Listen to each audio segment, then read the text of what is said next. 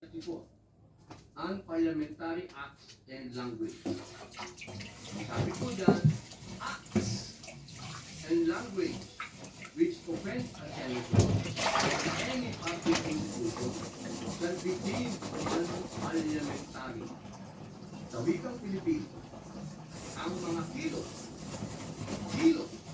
at pananalitang nakakasama ng loob sa senador o anumang pampublikong institution ay itinuturing na hindi naaayon sa kasandahang asal ng parliamentary. Malinaw po na ituturing ito ng Senado na anumang kilos at anumang nakakasama ng loob sa isang senador o sa anumang pampublikong institution ay hindi naaayon. Bilang sanggunian, ipapakita ko po sa guys. isang video ni Senador Kiko Pangilinan kung saan nakikita ang isang mainit na palitan sa pagitan niya at ang isa pang senador at yun ay Senate President. Halimbawa ng kontekstong aking tinutukoy. Pwede mo ba sabihin sa anak mo, anak, pag mali sila, gumawa ka na rin ng mali. Anak, okay lang yung basto kasi mas basto sila eh. Anak, okay lang mag-bully kasi mas bully sila. Ako, hindi ko sasabihin na. Ako, sasabihin ko. Hindi na sila sabi ng president, I'm not just saying. Kasi minsan, tama ka pa sila. Ito na sila ng president. Yung sa president, this is a big question. Pero si Wilson, Dito, nakita ko natin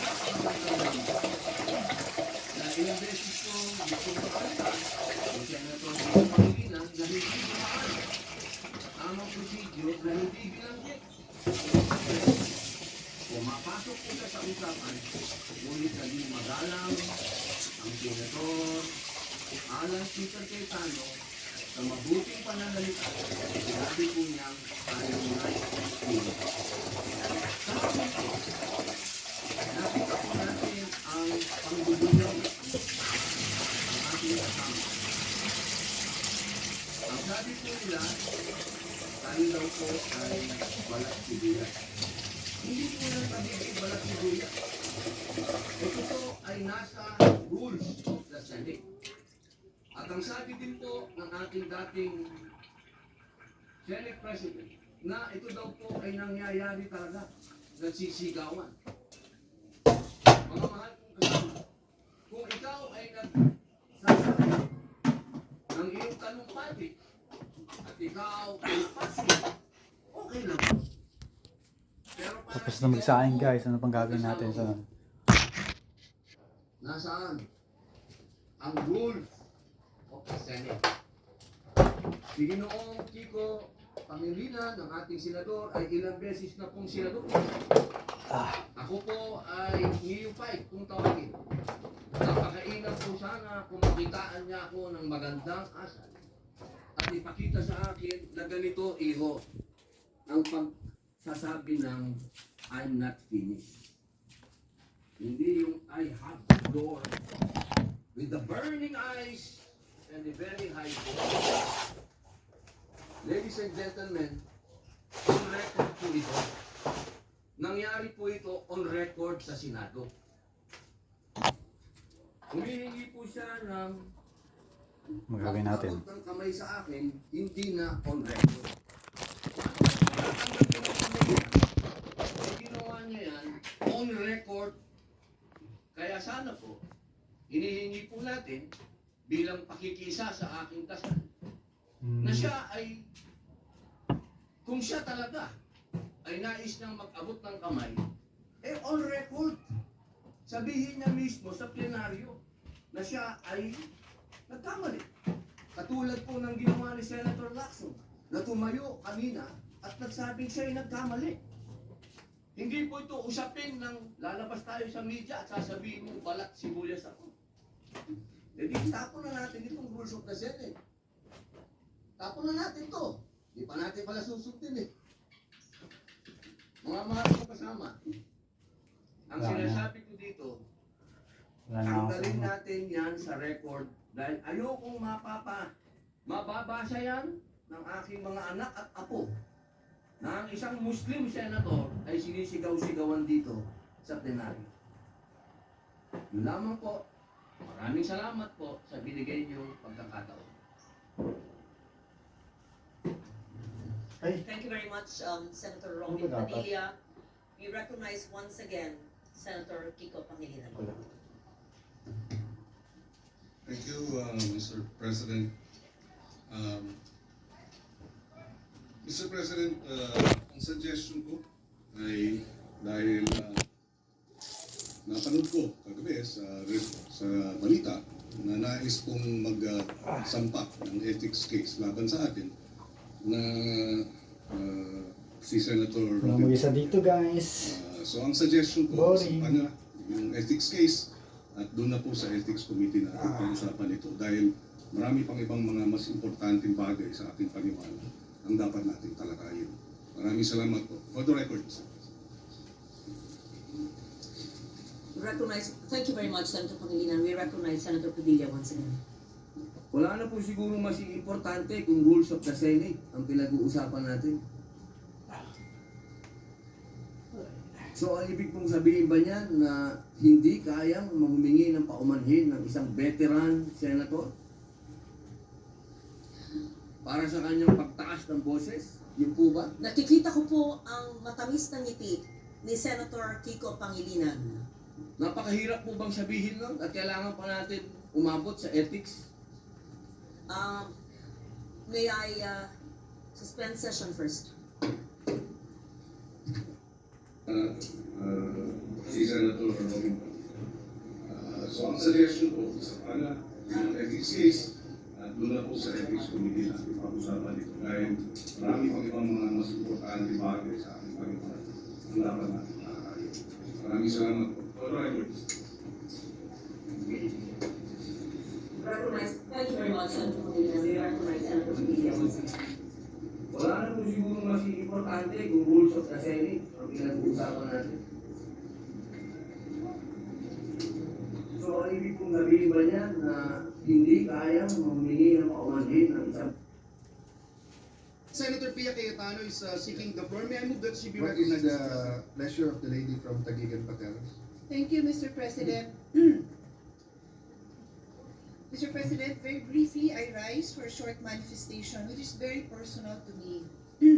Our rules are very clear, and every member of this chamber is expected to observe decorum, respect, and fairness towards one another. This is the foundation of parliamentary democracy. Short manifestation which is very personal to me. Our rules are very clear, and every member of this chamber is expected to observe decorum, respect, and fairness towards one another. This is the foundation of parliamentary democracy and collegiality in this institution. And this is what the public deserves for us to act with respect towards one another. As public officials, we are also bound by the Code of Conduct for Public Officials. And our civil code also requires that everyone acts with justice, gives everyone his due, and observe honesty and good faith. I would like to believe that in my 20 years, almost 20 years in the Senate, I have conducted myself with respect towards my colleagues regardless of political differences. Mr. President, today, a public statement was made by our colleague, Senator Ping Lacson, which was also posted in his YouTube page, Push it tayo, guys. suggesting that my vehicle was used to assist Senator De La Rosa in entering the Senate premises, which I quote, "Ang pagkakaalam ko, at least silang dalawa lang mag-ate, Cayetanos, ang nakakaalam tungkol kay Bato na darating. Dahil ang pagkakaalam ko, nakasakay si Bato sa kotse ni Senator Pia." Before I proceed, welcome, Senator Bato. I am happy na nakapasok ka. Wala akong problema na nakarating ka. But Mr. President, I go back. Sinabi man niya na sa pagkakaalam niya, ang katanungan ko po, Mr. President, nag-abala ba kayo mag-double check bago niyo yan sinabi sa public? Because despite that qualification, the statement was publicly conveyed in a manner that created the impression that I was directly involved in facilitating pa. Senator De La Rosa's 20 na yun. entry into the Balik 10 Senate pa. Balik premises. 30 lahat, guys. Again, okay lang po sa akin na nakarating siya dito. Wala akong problema doon. Ang hina na ako. Let me state this clearly and unequivocally. That statement is false. Senator De La Rosa did not ride in my vehicle, nor did I have anything to do with facilitating his presence in the Senate last Monday. Ni hindi ko nga alam na darating siya. Nalaman ko lang na darating siya dahil ang minority floor leader na kapatid ko tumayo dyan and he addressed the Senate President and nagpasalamat siya sa public service ng Senate President, Senator Tito Soto, which I also believe is well Sige, deserved. 10. Sinabi niya na maganda ang pakitungaan sa kanya ni Senate President Tito Soto. And then sinabi niya na we have the numbers and Senator Bato is present. Nagulat din ako. 3. Katabi ko si Lawrence ako. Nagulat ako, wala akong idea. Hindi ko alam kung nasan siya, hindi ko alam na malapit na siya. I Six. have no idea kung nasan siya. So kung paano nadamay ang kotse ko is a Seven. mystery to me, dear colleagues 8. and the public. In fact, Senator Nine. Kiko can attest, you saw me downstairs sa Ten. basement dahil pareho kami dyan madalas dumaan. At 30. sabi niya pa sa akin, 3. dito kayo nagdidiskusyon ng 30 stuff yan, mo. guys. Hindi na dun sa hagdanan. Pagod na ako. Nagdidiskusyon siya ng harangan sa hagdanan, sa hallway na napakakitid, na nagdidiskusyon with my staff. Sabi ko, oo nga, yung haba ng mga diskusyon namin. Siguro naman kung dala ko si Senator Bato, medyo Yun lang. kinakakamahan ako na Bye. makita ako dun ni Senator Kiko. Di ba? So, Mamaya na pala. it is a mystery to me. Paano ako nadamay at yung sasakyan ko?